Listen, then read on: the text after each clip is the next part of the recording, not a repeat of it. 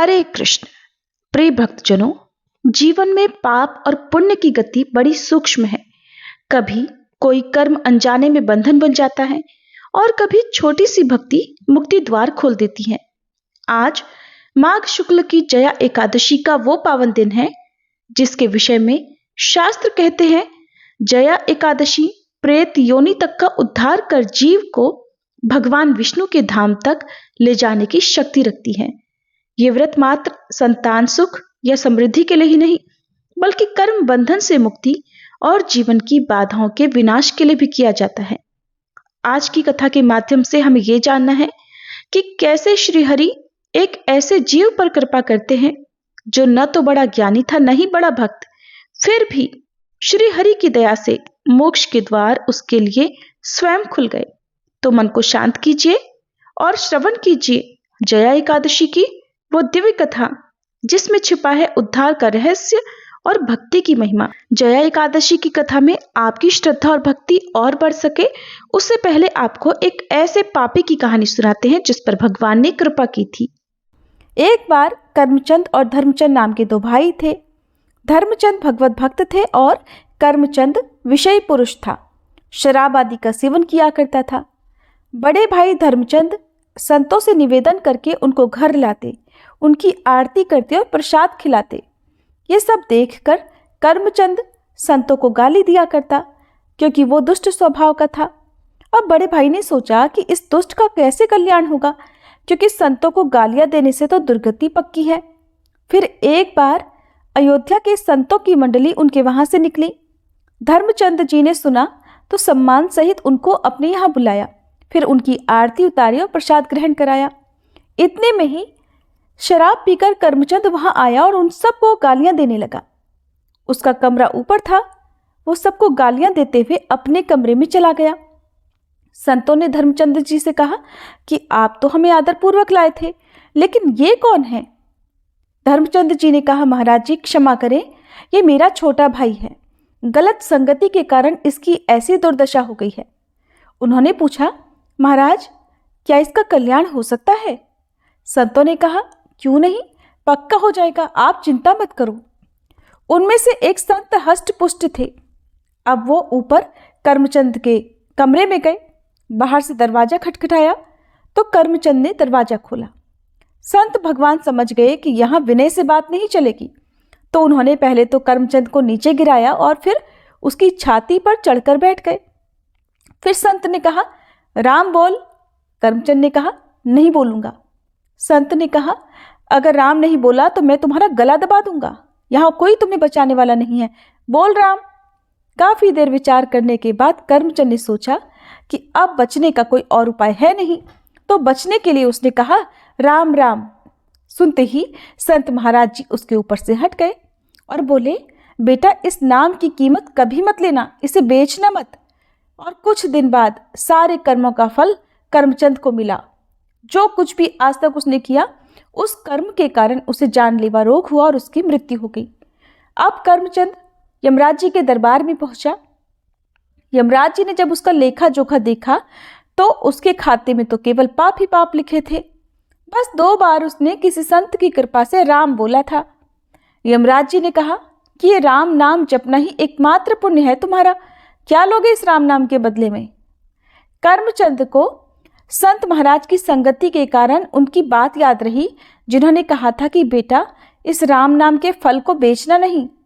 तो कर्मचंद ने पूछा कि पहले तो हमें कीमत बताइए इस 2 बार राम नाम जपने की।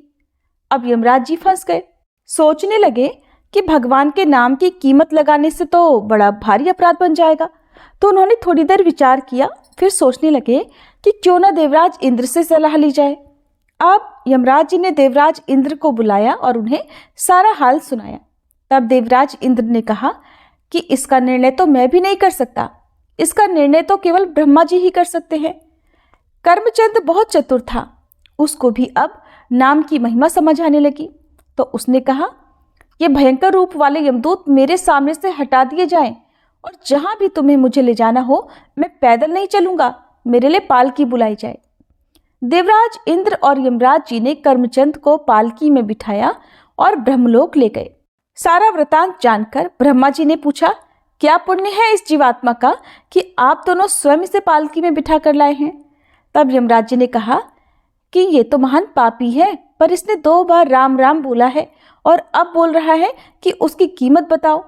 ब्रह्मा जी भी सर खुजलाने लगे, क्योंकि राम नाम की कीमत तो वो भी भला कैसे बता दे। तब ब्रह्मा जी ने कहा, राम नाम की महिमा को भगवान शिव जानते हैं। हम सब कैलाश चलते हैं और शिव जी से ही नाम की महिमा सुनते हैं। अब वो पापी जीवात्मा ब्रह्मलोक में सुख प्राप्त करके बहुत ही प्रसन्न था। अब सभी लोग भगवान महादेव जी के धाम कैलाश पर्वत पर पहुंचे।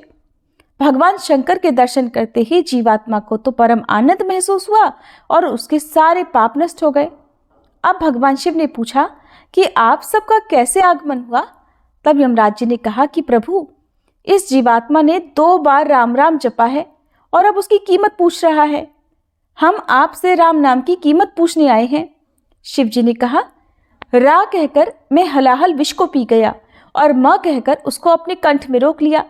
मैं भी दिन रात राम नाम ही जपता हूँ और इसी राम नाम से काशी में मरे हुए जीवों को मोक्ष प्रदान करता हूँ, पर राम नाम की कीमत बताने की तो मेरी सामर्थ्य भी नहीं है। उन्होंने बोला, सीधे साकेत धाम चला जाए और सीधे श्री राम जी से ही इसके विषय में पूछा जाए। अब तो जीवात्मा को बड़ा आनंद हुआ। सभी लोग जीवात्मा को दुल्हे की तरह पालकी में बिठाकर साकेत धाम पहुंचे। तब भगवान श्री राम जी ने पूछा, कैसे आगमन हुआ। यमराज जी ने बताया कि प्रभु, ये जीवात्मा बड़ा पापी है, लेकिन इसने आपके एक प्रेमी महात्मा के कहने पर 2 बार राम राम जपा है और अब ये उसकी कीमत पूछ रहा है। तब भगवान श्री राम ने कहा, इसको मेरी गोद में बिठाओ। भगवान श्री राम ने उस जीवात्मा को अपनी गोद में बिठाया और उसको दुलार करते हुए कहा कि कीमत तो मैं भी नहीं बता सकता, पर महिमा आप स्वयं देख लो। ये पापी होते हुए भी मेरी गोद में बैठा है। राम नाम की महिमा देखो कि शराब पीने वाला कुमार्गामी जीव जो संत द्रोह करता था, एक संत महाराज की अहेतु की कृपा से उसने अपने जीवन में केवल 2 बार ही राम नाम जपा, तो खुद श्री राम जी ने उसे अपनी गोद में बिठाया और दुलार कर रहे हैं। इसलिए कभी इस बात पर संदेह नहीं करना चाहिए कि 2-4 बार नाम जपने से भगवत प्राप्ति हो जाएगी क्या या नहीं होगी। एक ही नाम काफी है भगवत प्राप्ति कराने के लिए। अगर नाम जप के साथ कोई अपराध ना बने तो प्रभु के नाम में रस आ जाएगा। उसका स्वाद लेकर आप प्रभु को अपने अधीन कर सकते हैं। नाम जप से आपको प्रभु की लीलाओं में प्रवेश करने और उनके श्री अंग की सेवा करने का सौभाग्य भी प्राप्त हो सकता है। माघ मास के कृष्ण पक्ष की षठतिला एकादशी के महात्म्य को सुनने के बाद समय आने पर धर्मराज युधिष्ठिर ने भगवान श्री कृष्ण से कहा, हे भगवान, अब आप कृपा कर मुझे माघ माह के शुक्ल पक्ष की एकादशी के संबंध में भी विस्तार पूर्वक बताइए। शुक्ल पक्ष की एकादशी में किस देवता का पूजन करना चाहिए और इस एकादशी के व्रत की क्या कथा है, उसको करने से किस फल की प्राप्ति होती है। तब भगवान श्री कृष्ण ने कहा, हे राजन, माघ माह के शुक्ल पक्ष की एकादशी को जया एकादशी कहते हैं। इस एकादशी के उपवास से मनुष्य भूत प्रेत पिशाच आदि की योनि से छूट जाता है। अतः इस एकादशी के उपवास को विधि अनुसार करना चाहिए। अब तुमसे जया एकादशी के व्रत की कथा कहता हूँ, ध्यान पूर्वक श्रवण करो। एक बार देवताओं के राजा इंद्र नंदन वन में भ्रमण कर रहे थे। चारों तरफ किसी उत्सव का सा माहौल था। गंधर्व गा रहे थे और गंधर्व कन्याएं नृत्य कर रही थी। वहीं पुष्पवती नामक गंधर्व कन्या ने माल्यवान नामक गंधर्व को देखा और उस पर आसक्त होकर अपने हाव भाव से उसे रिझाने का प्रयास करने लगी। माल्यवान भी उस गंधर्व कन्या पर आसक्त होकर अपने गायन का सुरताल भूल गया, जिससे संगीत की लय टूट गई और संगीत का सारा आनंद बिगड़ गया। सभा में उपस्थित देवगणों को ये बहुत बुरा लगा।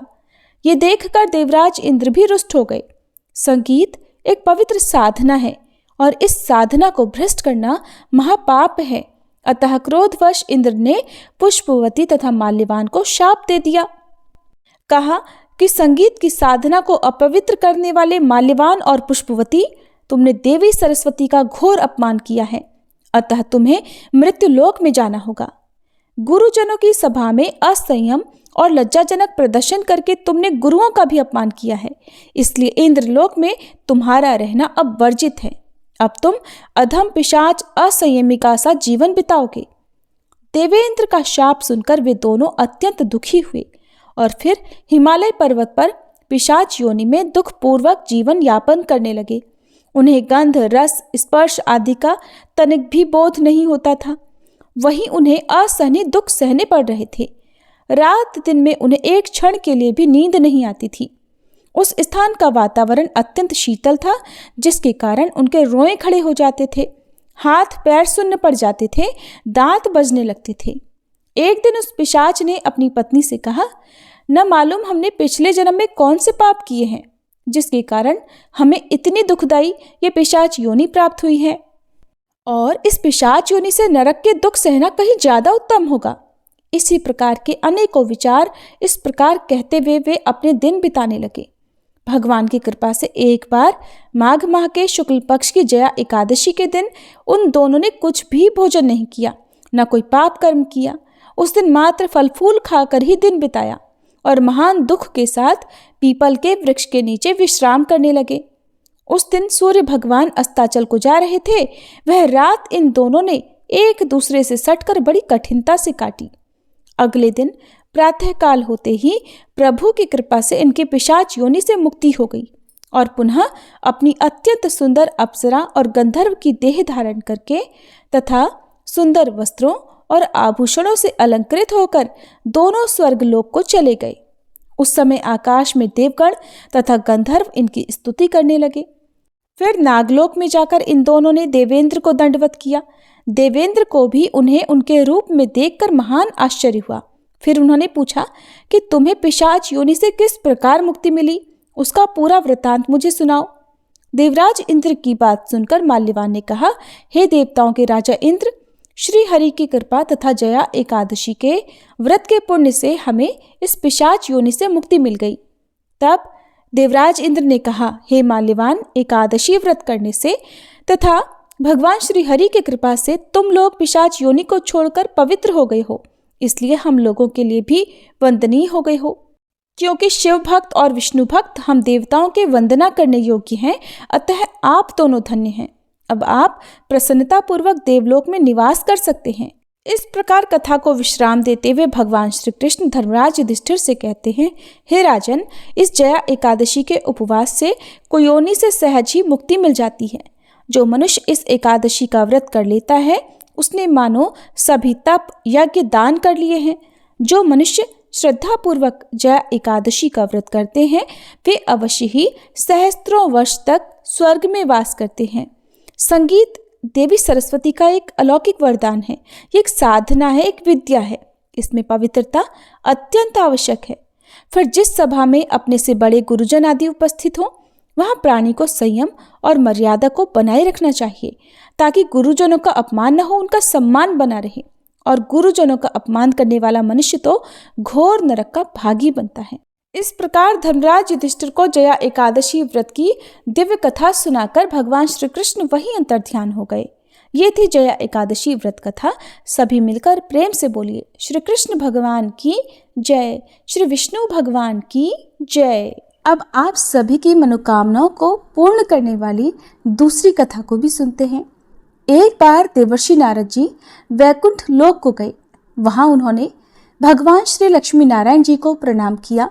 फिर नारद जी ने श्री हरि से कहा, प्रभु, अब धरती पर आपका प्रभाव कम हो रहा है। धर्म पर चलने वालों को कोई अच्छा फल नहीं मिल रहा। जो पाप कर रहे हैं उनका भला हो रहा है। तब श्री हरि कहने लगे, ऐसा नहीं है देवर्षि, जो भी हो रहा है सब नियति के कारण हो रहा है। श्री हरि की बात सुनकर नारद जी बोले, प्रभु, मैं तो देखकर आ रहा हूँ कि पापियों को तो अच्छा फल मिल रहा है, लेकिन भला करने वाले और धर्म के रास्ते पर चलने वाले लोगों को बुरा फल मिल रहा है, उन्हें दुख भोगने पड़ रहे हैं। भगवान ने कहा, देवर्षि, कोई ऐसी घटना बताओ जिससे तुम्हें ये लग रहा हो।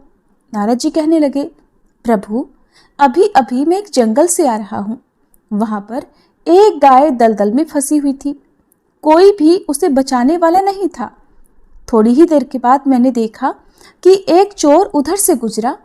दलदल में फंसी हुई गाय को देखकर वो रुका तक नहीं, बल्कि उस गाय पर पैर रखकर वह दलदल से भरा हुआ गड्ढा लांघ कर आगे निकल गया। आगे गया तो उस चोर को सोने की मोहरों से भरी एक थैली मिली। थोड़ी ही देर बाद वहां पर एक साधु महाराज आए।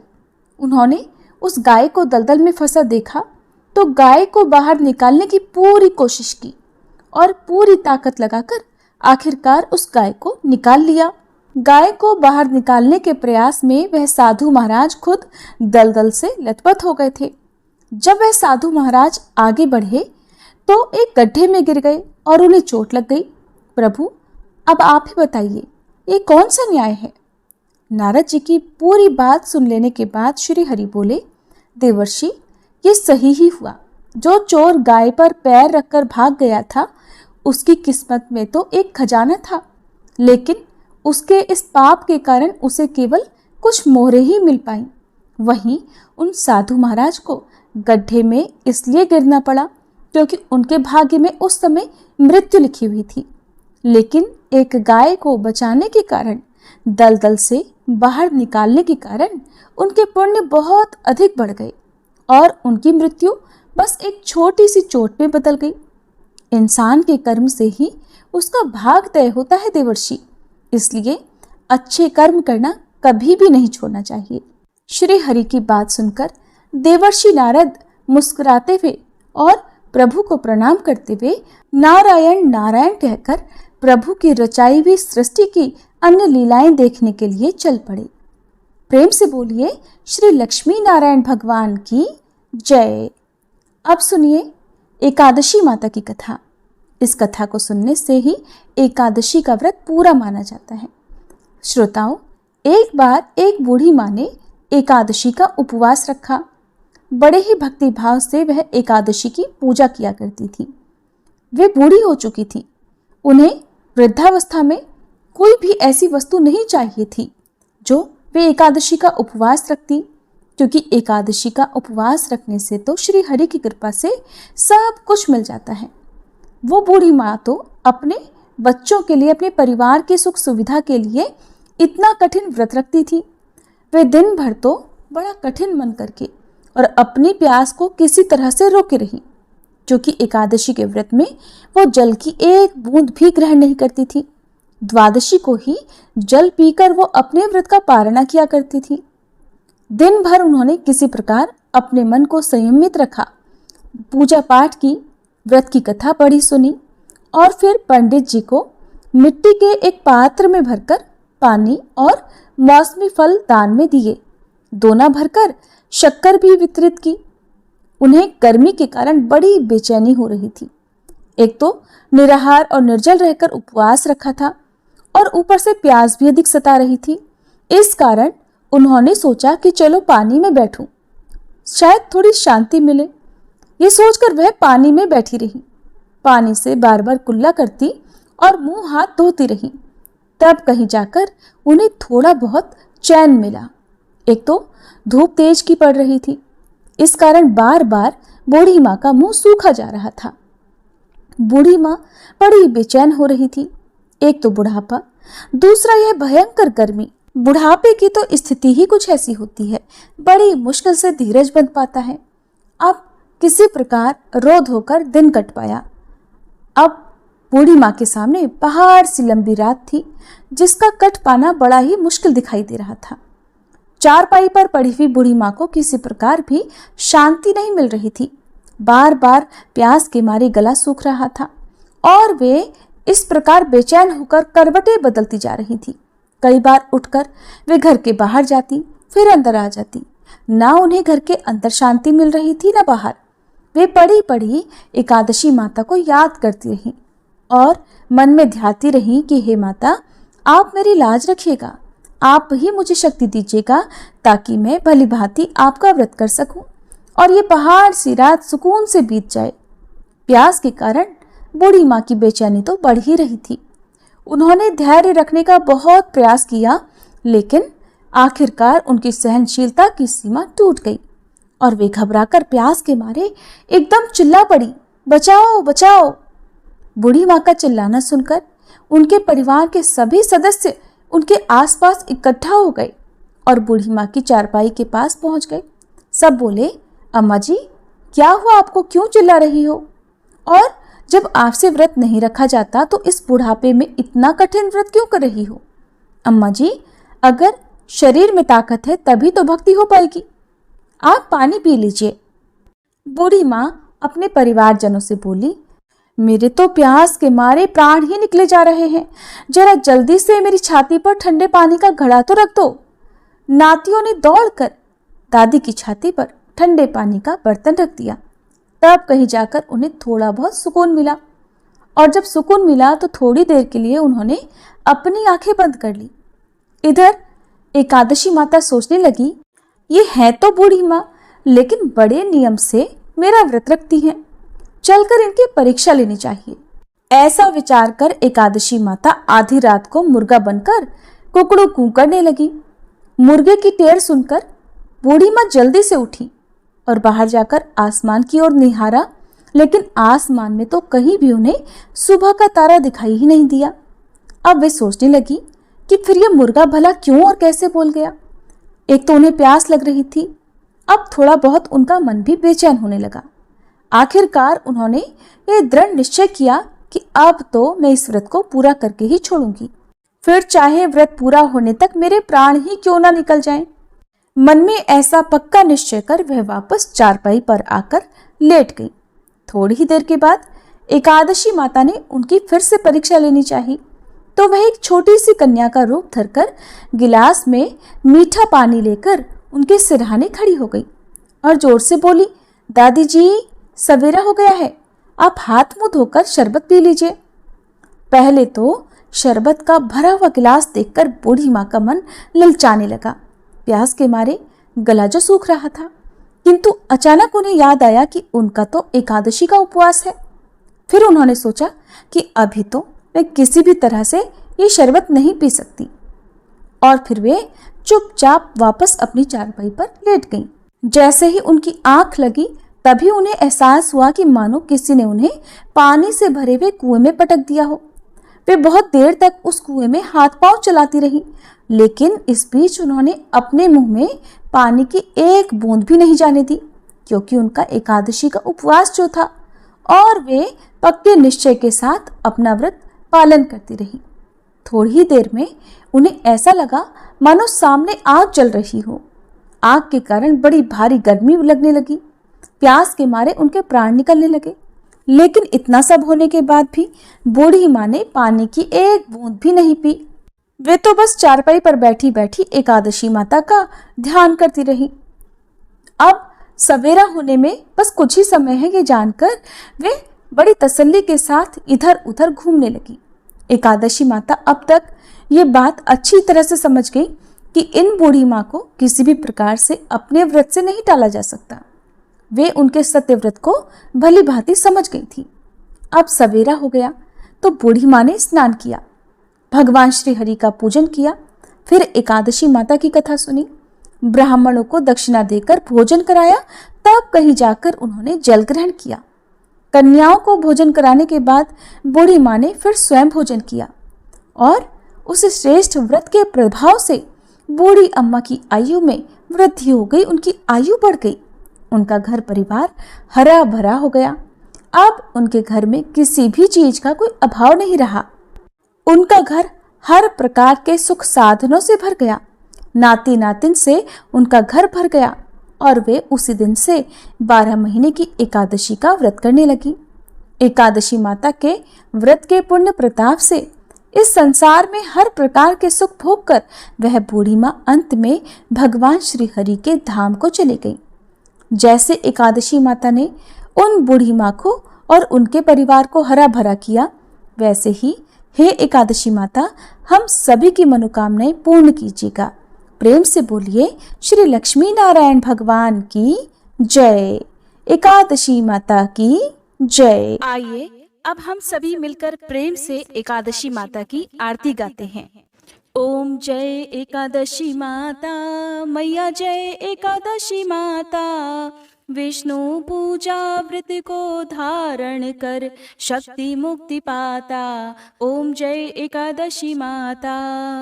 तेरे नाम गिनाऊं देवी भक्ति प्रदान करनी, गण गौरव की देनी माता शास्त्रों में वरनी। ओम जय एकादशी माता। मार्ग शीर्ष के कृष्ण पक्ष की उत्पन्ना विश्वतारिणी जनमी, शुक्ल पक्ष में हुई मोक्षदा मुक्तिदाता बन आई। जय एकादशी माता। पौष के कृष्ण पक्ष की सफला नामक है, शुक्ल पक्ष में होए पुत्रदा आनंद अधिक रहे। ओम जय एकादशी माता।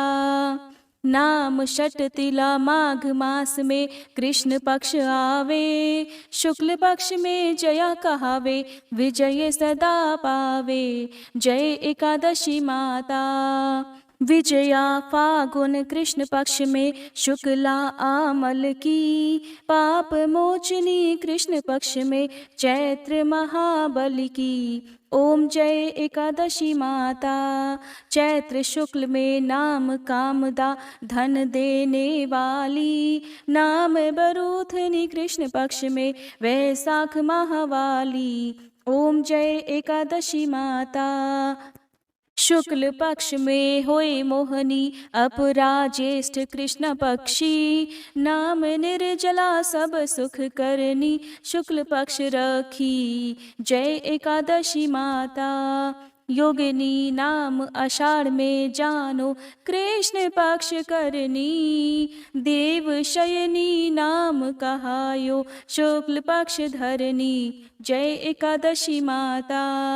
कामिका श्रावण मास में आवे कृष्ण पक्ष कहिए, श्रावण शुक्ला होए पवित्रा आनंद से रहिए। जय एकादशी माता। अजा भाद्रपद कृष्ण पक्ष की परिवर्तनी शुक्ला, इंद्रा आश्विन कृष्ण पक्ष में वृत से भव सागर निकला। जय एकादशी माता। पापांकुशा है शुक्ल पक्ष में आप हरन हारी, रमा कार्तिक में आवे सुखदायक भारी। ओम जय एकादशी माता।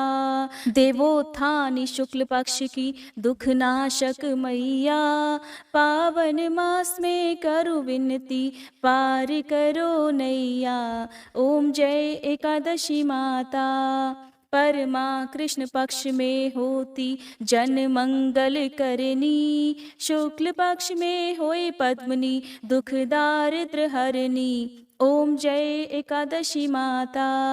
जो कोई आरती एकादशी की भक्ति सहित गावे, जन गुर्दिता स्वर्ग का वासा निश्चय वह पावे। ओम जय एकादशी माता। मैया जय एकादशी माता। ओम जय एकादशी माता।